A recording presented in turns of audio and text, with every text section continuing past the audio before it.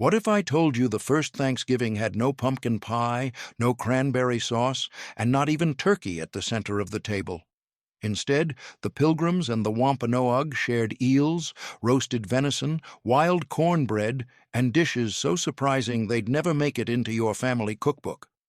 For 3 days in 1621, this unlikely feast wasn't about tradition.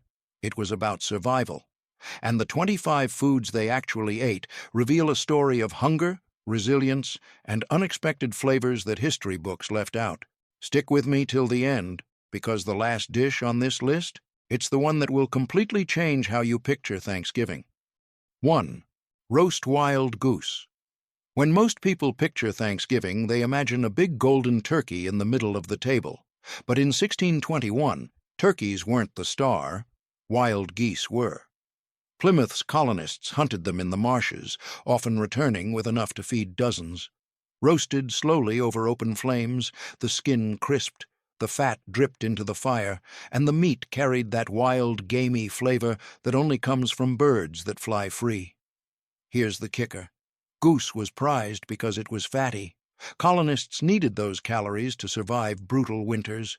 Unlike today, where we trim fat away, they leaned on it. Fat meant energy, and energy meant life. But there's more. The Wampanoag also taught the settlers to season with wild herbs like sage and savory. Imagine biting into that smoky, herby meat after months of eating stale ship's rations. For the Pilgrims, goose wasn't just dinner. It was a taste of hope. And if you think roast goose was surprising, wait until you hear what they pulled straight from the shoreline that same week.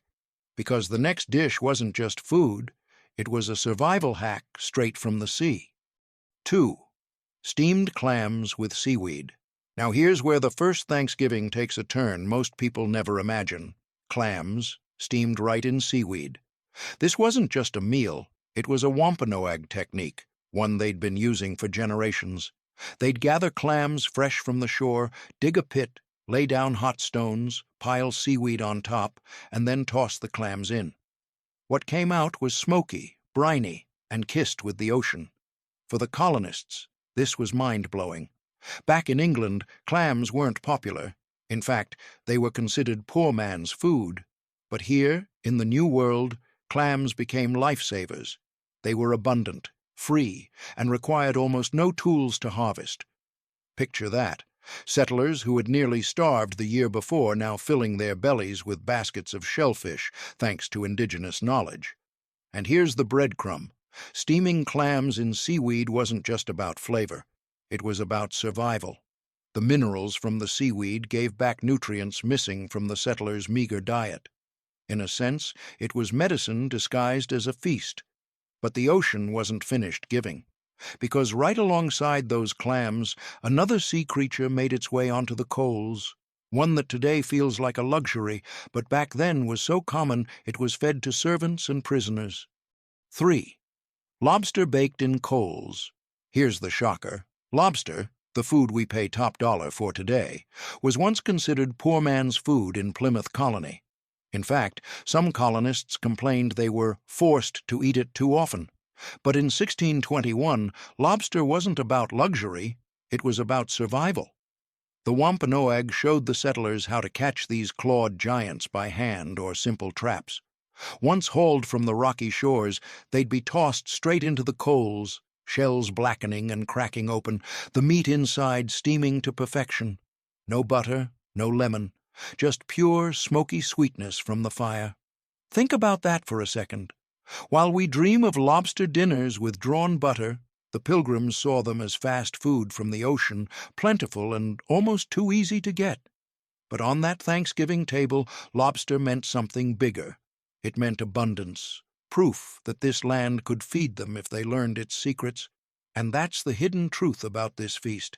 It wasn't just sharing food, it was sharing survival skills. Without the Wampanoag's knowledge, the colonists wouldn't have lasted. But just when you picture pilgrims gnawing on lobster claws, let me drop this twist. The same feast also featured a bird so rare and extravagant, it almost feels mythical today. 4. Roasted swan. Now this one might stop you in your tracks. Swan. Yes, Roasted swan graced the table of Plymouth Colony. Back in England, swan was a delicacy reserved for nobility and great feasts. It wasn't an everyday bird, but a centerpiece that shouted status. When settlers managed to catch one in New England, roasting it whole was as much about showing off as it was about eating. Picture it, the bird slow roasting over an open fire, wings tucked, feathers plucked clean, skin sizzling to a dark crisp. The meat itself was dense, darker than goose, with a rich, almost beef-like flavor. It was a rare treat, something that reminded the colonists of home and gave the feast an air of grandeur. For the Wampanoag, who hunted all sorts of wildfowl, it was just another bird from the marshlands. But for the Pilgrims, it felt like reclaiming a piece of the old world in a strange new land. And here's the emotional hook. This wasn't just food. For colonists who'd endured famine, sickness, and loss, roasting a swan was like saying, "We made it. We belong here, at least for today." But while the swan was rare and regal, the next dish on the table was humble. Born from the soil, taught by the Wampanoag, and destined to become one of the cornerstones of American survival cooking. 5. Stewed beans with squash. If roasted swan was the luxury of the feast, then stewed beans with squash was its backbone. This wasn't just a side dish, it was survival food, straight from Wampanoag tradition. Together with corn, beans, and squash were known as the Three Sisters, grown side by side in the same mounds of earth. Corn provided tall stalks, beans climbed the stalks, and squash spread across the ground, locking in moisture and keeping weeds down. A perfect system, nature's teamwork. At the feast, beans and squash were stewed together slowly, likely with herbs and maybe a bit of venison fat or smoked fish for flavor. Imagine a thick, earthy stew bubbling in clay pots, filling the air with a rich, nutty aroma. For colonists used to thin gruels and stale bread, this was comfort in a bowl, warm, filling, and nourishing. And here's the deeper truth. This dish wasn't just about eating. It was about sharing knowledge. Without the Wampanoag showing them how to plant and cook the Three Sisters, the Pilgrims might not have survived another winter. So, while the swan made a statement of status, the beans and squash told a story of partnership, a quiet reminder that survival depended on learning, not pride. But before you picture that stew too cozy, let's head back to the fire, where settlers had laid out slabs of fish on wooden planks, a method as clever as it was delicious. 6. Grilled striped bass on planks. Now this is where the first Thanksgiving starts to feel like a cookout. Alongside the stews and roasts, the Wampanoag showed the colonists how to cook striped bass by grilling it on wooden planks set right by the fire. No iron pans, no fancy gear, just wood, flame, and fresh-caught fish. The bass was split, cleaned, and laid flat against the plank, the skin side facing the heat. As the fire licked upward, the wood released smoky oils, seeping into the meat. The result? Tender, flaky fish with a flavor that was both earthy and ocean-bright. Think of it as the 1600s version of cedar-planked salmon you'd find at a modern grill restaurant. For the colonists, this was an eye-opener. Back home in England, fish was boiled or baked, often bland and heavy. But here, it was smoky, rustic, and alive with taste. And it wasn't just food, it was efficiency. Fish like striped bass swam in abundance, practically begging to be caught. For a community fighting hunger, this was proof that the New World had resources far beyond their imagination. But the feast didn't stop at fish, because right after the base came another roasted bird, smaller, tender, and flavored with wild herbs that turned it into one of the most memorable dishes of the celebration. 7. Roasted partridge with herbs. While goose and swan stole the spotlight, partridge brought the comfort of something smaller, more delicate. These little game birds were plentiful in the woods around Plymouth, easy to trap or shoot, and just the right size to roast whole over an open flame. Imagine a row of partridges skewered on sticks, their skins browning, juices dripping into the fire, filling the air with that savory, smoky aroma of wood smoke and wild meat. What made partridge special, though, were the herbs. The Wampanoag knew the forests better than anyone and shared their knowledge of seasoning. Sage, savory, maybe even wild onions or juniper, all could have been tucked inside or rubbed over the skin. For pilgrims who had endured months of salted fish and hard biscuits, this burst of fresh, woodsy flavor must have felt almost luxurious. And here's the twist. While swan was rare, partridge was everyday food. It wasn't about status, it was about sustenance. It fed families quickly, it roasted fast, and it reminded everyone around that table that this land could provide if they knew where to look. But not every dish was heavy or meaty. Between the roasting fires, baskets of something sweet and simple made their way onto the table, little bursts of dried fruit that carried both flavor and memory of summer. 8. Dried blueberries and currants. Amid all the roasting meats and bubbling stews, the first Thanksgiving also had something sweet: dried berries. Blueberries and currants had been gathered in summer, spread out in the sun, and dried until they shriveled into little jewels of sugar and tartness. Stored in baskets, they lasted through winter and carried the memory of warm days when food was easier to find. For the Wampanoag, these weren't just snacks. Dried berries were medicine, energy, and even trade goods. Mixed into cornmeal, stews, or nutcakes, they added bursts of flavor and precious vitamins the body craved. For the colonists, who had endured scurvy and starvation on their voyage, these little fruits must have felt like treasures, sweet, tangy, and healing. Picture this: a pilgrim child popping a dried blueberry into his mouth while elders feasted on goose and venison. For once, it wasn't bitter, smoky, or salty. It was bright, sweet, almost candy-like, simple but unforgettable. And here's the breadcrumb. These weren't just eaten plain. Sometimes they were crushed and mixed with nuts or cornmeal to form early energy cakes.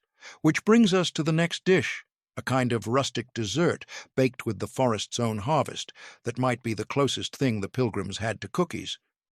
9. Hickory nut cakes. Now here's where the feast edges into what feels like dessert. Hickory nut cakes weren't cakes in the modern sense. No flour, no sugar, no frosting. Instead, they were rough little patties made by grinding down hickory nuts into a rich paste, then mixing them with cornmeal and maybe a handful of dried berries for sweetness.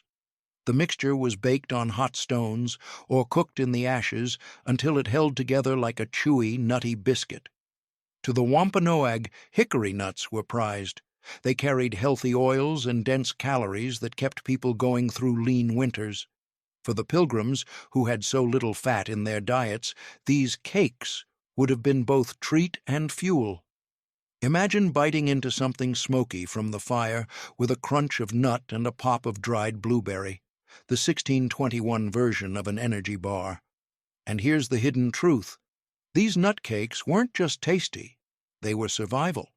They could be packed, stored, and eaten on the move. For a colony still teetering between feast and famine, this simple dish was insurance against hunger.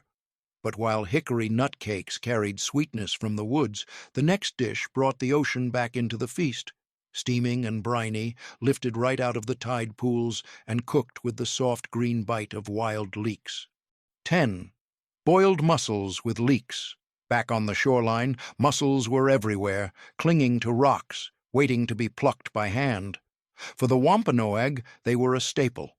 For the pilgrims, who were still learning the rhythms of this new land, they were a godsend. Gathered in baskets, rinsed in seawater, and tossed into a pot with wild leeks, these shellfish turned into a steaming, briny stew that was both hearty and healing. The leeks, sharp and onion-like, cut through the richness of the mussels, creating a broth that tasted of earth and ocean combined. For settlers who'd grown weary of salted meat and dry bread, this dish was a revelation, fresh, flavorful, and packed with the minerals their bodies desperately needed. And here's the emotional hook. Imagine a cold evening in Plymouth, the fires crackling, colonists lifting shells to their lips, sipping broth between bites of tender mussel. For once, it wasn't about just surviving, it was about savoring. But mussels weren't the only gift from the gardens and woods. As the firelight flickered, another dish made its way to the table. Golden squash, glazed in maple, simmered until it was soft, sweet, and unlike anything the pilgrims had ever tasted. 11. Maple-glazed squash stew. If there was one dish at the first Thanksgiving that felt closest to comfort food, it was squash, but not just plain squash. The Wampanoag sometimes sweetened it with maple syrup tapped from local trees, turning a simple vegetable into something rich, golden, and almost dessert-like. Picture a clay pot simmering near the fire. Cubes of squash bubbling slowly, edges softening, juices mingling with the smoky sweetness of maple. For colonists who had lived on ship's biscuits and salted pork, this must have felt like pure luxury. Sweetness was rare in Plymouth Colony. Sugar was expensive, honey was scarce, and fruit was seasonal. Maple syrup, a gift from native knowledge, was a miracle. And here's the deeper truth. This dish wasn't just food, it was cultural exchange. The Wampanoag didn't just share ingredients. They shared a way of making the land sing with flavor. For the Pilgrims, this wasn't just survival fuel, it was a glimpse of abundance, a reminder that life here could hold joy as well as hardship. But before you think the feast turned too sweet, remember, not every bird was roasted plain. The next one was seared and seasoned with something sharp and piney, a flavor so bold it turned ordinary duck into a dish worth remembering. 12th, seared duck with juniper berries. Now this dish brought real sophistication to the fire. Ducks were plentiful in the marshes around Plymouth, and both the colonists and the Wampanoag hunted them in large numbers. But what made the duck unforgettable at that first Thanksgiving wasn't just the meat, it was the seasoning. Juniper berries, sharp and resinous, were crushed and rubbed onto the bird before searing over an open flame. Picture it, duck skin sizzling, fat dripping, the air filled with a rich, piney aroma that cut through the heaviness of the meat. For pilgrims who had known ducks back in Europe, this twist of wild juniper transformed the familiar into something bold and exotic. It was smoky, savory, with a citrus-like tang, a flavor profile so unique it must have shocked their tired taste buds awake. But here's the hook. This wasn't just food, it was medicine. Juniper had long been used for its cleansing and healing properties. At a feast meant to celebrate survival, seasoning a bird with juniper wasn't only about taste, it was about strength, health, and resilience. And resilience was the theme, because the next dish was pure survival food, a mash of beans and groundnuts, a humble, earthy blend that carried more calories and protein than any delicate roast. 13. Groundnut and bean mash. Here's where the feast gets truly down to earth. While swan and duck sounded grand, most of the colonists survived on dishes like this, a humble mash of beans and groundnuts. Now, these weren't peanuts like we know today. Groundnuts were wild tubers, a kind of root that grew along riverbanks, high in protein and calories. The Wampanoag had been eating them for centuries, and when they taught the colonists how to dig them up and cook them, it was a literal lifesaver. The mash was simple. Beans stewed until soft, groundnuts boiled or roasted, then pounded together into a thick, filling paste. It wasn't fancy, but it was hearty. Imagine something like mashed potatoes mixed with beans, smoky from the fire, earthy from the soil, carrying the raw strength of the land itself. For the Pilgrims, who had faced starvation just months earlier, this was more than a side dish. It was survival on a plate. Every bite meant strength for another day. And for the Wampanoag, sharing this recipe wasn't just kindness. It was a bridge between two worlds, a teaching moment that said, "Here's how you live here." But survival also pushed people to hunt beyond the forests and rivers, because sitting on that table alongside mash and berries was something that might shock modern ears, meat pulled from the sea itself. 14. Roasted seal meat. Now this one might make you raise an eyebrow. Roasted seal.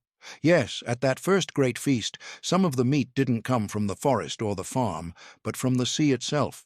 Seals swam along the rocky New England coast, and for both the Wampanoag and the Pilgrims, they were fair game. Seal meat was dark, oily and rich, almost like a cross between beef and fish. Roasting it over an open fire helped cut through the fattiness, letting the smoky flavor seep in. For people who craved calories to survive harsh winters, this was a prize. One seal could feed many, and its fat could be rendered down for cooking or even used as lamp fuel. For the colonists, eating seal must have been strange, even unsettling at first. But hunger doesn't care about delicacy. It cares about sustenance. And when shared at the feast, roasted seal symbolized abundance from every corner of the land and sea. But here's the emotional beat. That same year, colonists planted orchards, hoping for a future that wasn't just about survival. And by the time of the feast, the very first apples of Plymouth were ready, mashed, cooked down, and served as a sweet, tart reminder that something new was beginning to take root. 15. Apple mash from early orchards. Amid the wild game and seafood, there was one dish that hinted at the future of New England: apple mash. The Pilgrims had brought apple seeds and saplings from Europe, hoping to plant familiar orchards in the rocky soil of Plymouth. By 1621, those trees were still young, but a few small tart apples were harvested and stewed down into a simple mash. Don't picture sweet apple pie. That would come much later. This was rustic, sharp, and earthy. Apples were boiled until soft, maybe mashed with a bit of honey or maple if it was on hand, creating a chunky, tart side dish. It was comfort food in its earliest form, a taste of the homeland for weary settlers who longed for something familiar. And here's the hook. Apples weren't just food, they were a promise. They meant permanence. You don't plant an orchard if you're planning to leave. You plant it for your children, and their children after that. At that first feast, a bowl of apple mash wasn't just sweet. It was symbolic, a quiet reminder that Plymouth was becoming home. But while apples whispered of the future, another dish on the table shouted of the land's wild abundance: a sharp, tangy fruit stew made from berries pulled fresh from the thickets. 16. Stewed gooseberries. If the apple mash hinted at the colony's future, stewed gooseberries were pure New England wilderness on a plate. Gooseberries grew wild in the thickets around Plymouth, their tart, almost sour flavor packing a punch. At the feast, they would have been gathered in baskets, simmered down with a little water, and maybe sweetened with maple or honey if fortune allowed. The result?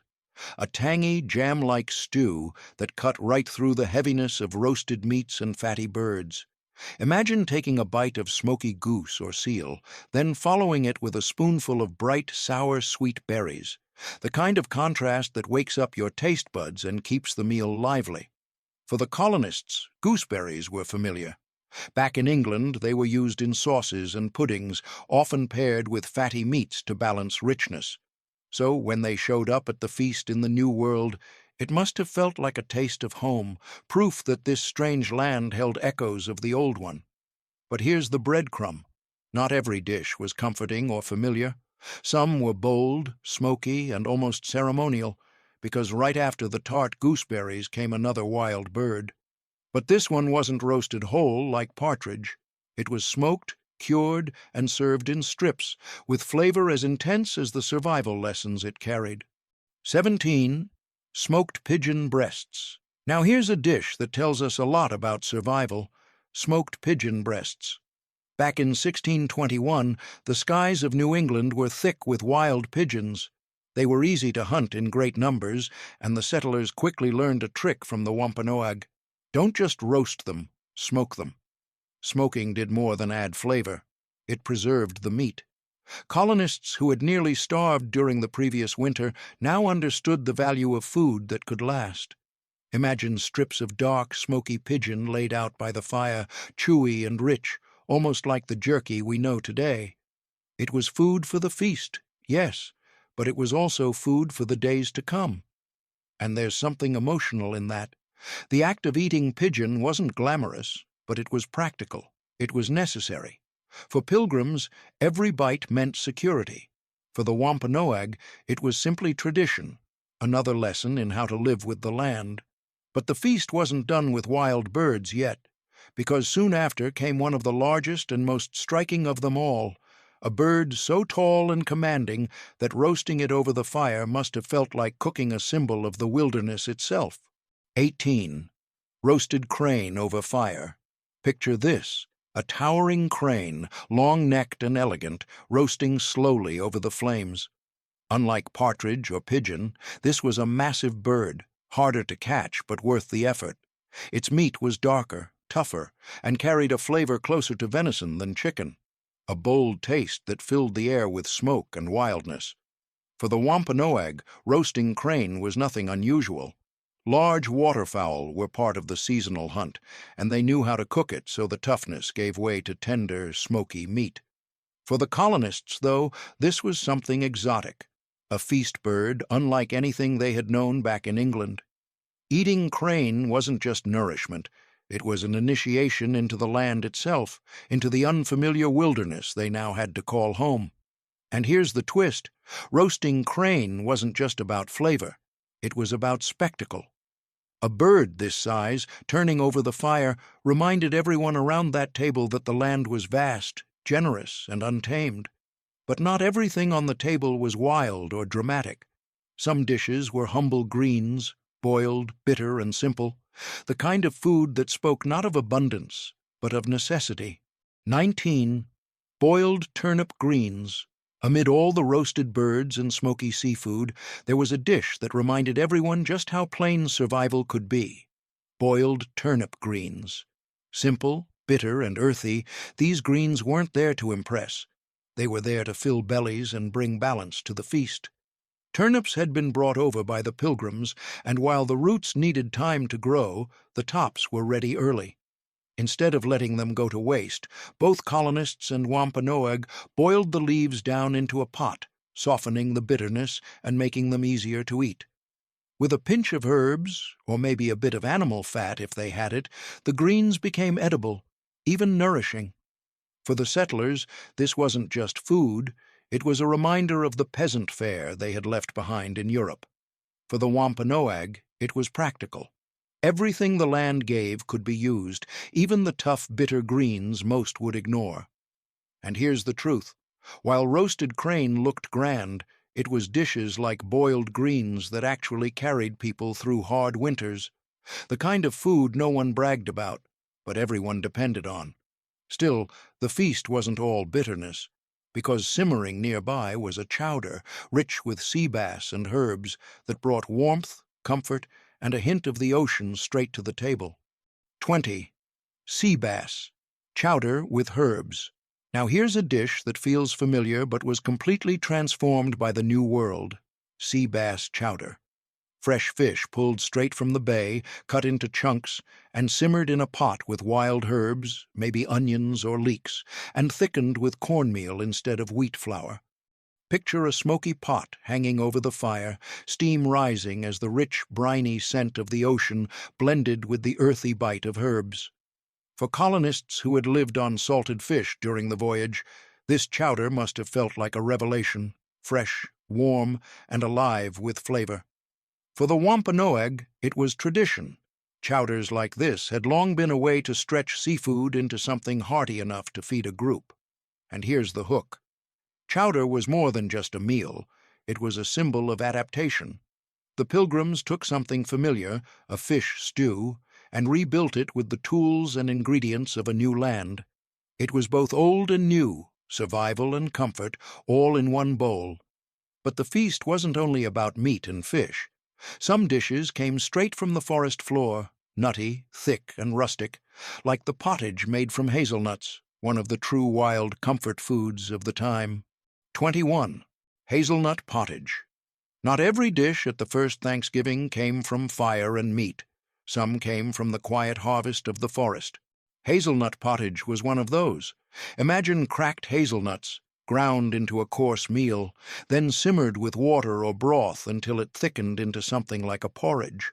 Add a handful of berries or herbs, and you had a dish that was rustic, filling, and deeply nourishing. For the Wampanoag, hazelnuts were a seasonal treasure. Gathered in autumn, they were stored for winter and used in all kinds of ways, eaten raw, roasted, or turned into this rich pottage.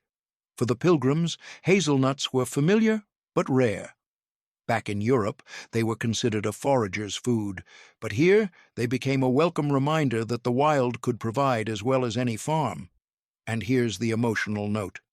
At a feast filled with unusual flavors like seal and crane, a warm bowl of nutty porridge must have felt comforting, almost like something a child could eat safely. It was simple, grounding, the kind of food that reminded you life didn't always have to be a struggle.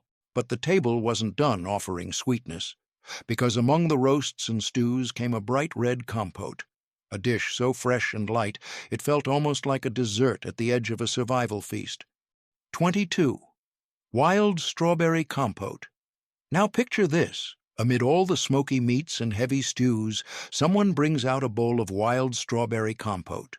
Bright, red, and sweet tart, it must have been like a breath of summer dropped into an autumn feast. These weren't the big farm strawberries we know today, but tiny wild ones bursting with flavor. The Wampanoag knew how to gather them in season, then stew them down into a sauce or compote that could last longer. For the Pilgrims, this was a shock.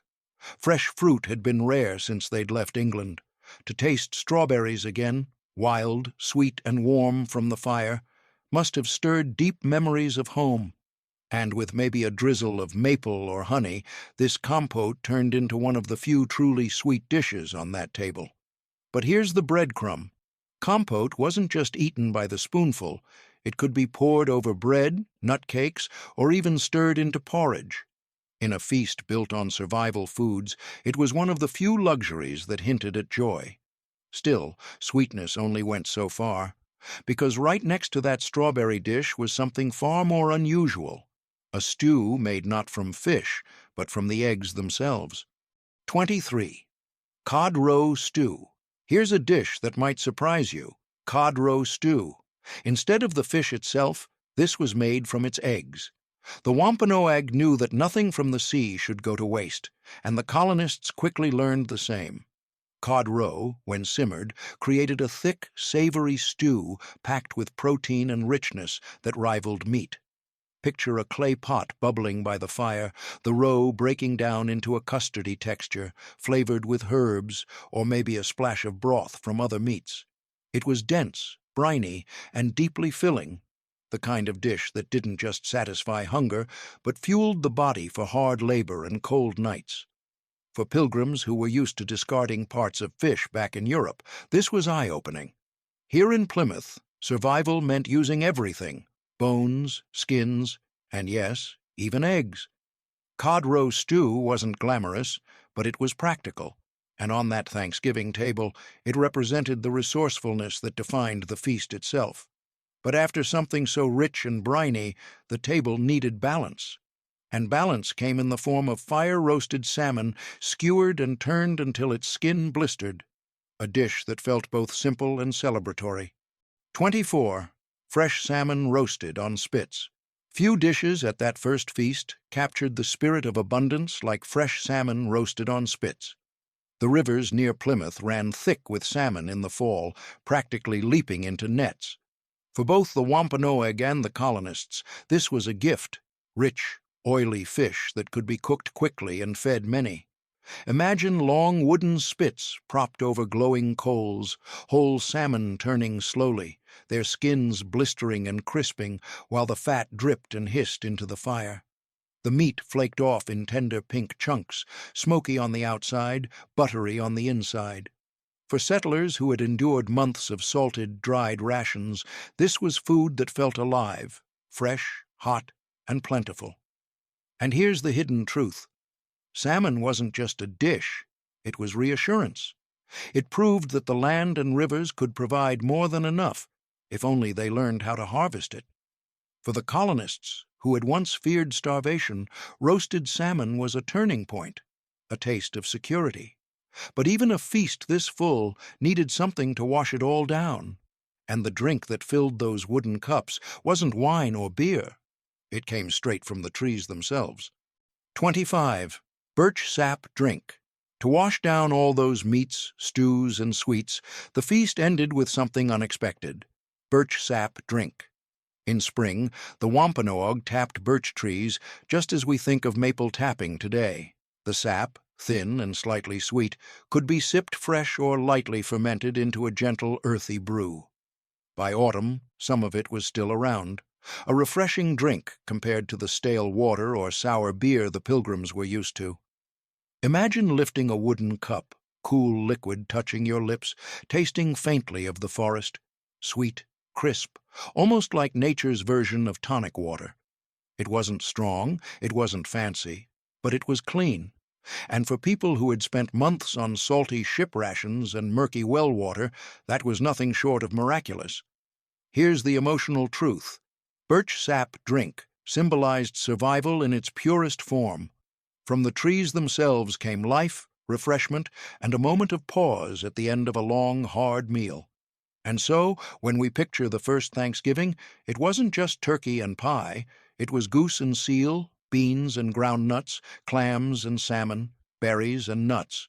A feast born not from tradition, but from survival and sharing.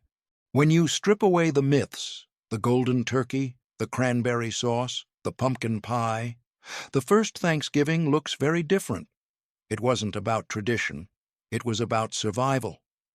Every dish told a story: goose fat that carried families through the cold, clams and mussels dug from the tide pools, wild berries dried in summer to sweeten a bitter winter. Even roasted seal and cod roe stew reminded them that nothing could go to waste. For the Wampanoag, this was daily life, living with the land, knowing its secrets, and passing them on. For the Pilgrims, it was a lesson in humility, a crash course in how to live in a world that didn't bend to their rules. Together, for 3 days in 1621, they shared not just food, but knowledge, resilience, and fragile hope. And maybe that's the real legacy of Thanksgiving. Not the picture-perfect meal we imagine, but the truth that survival comes from sharing, adapting, and learning from one another.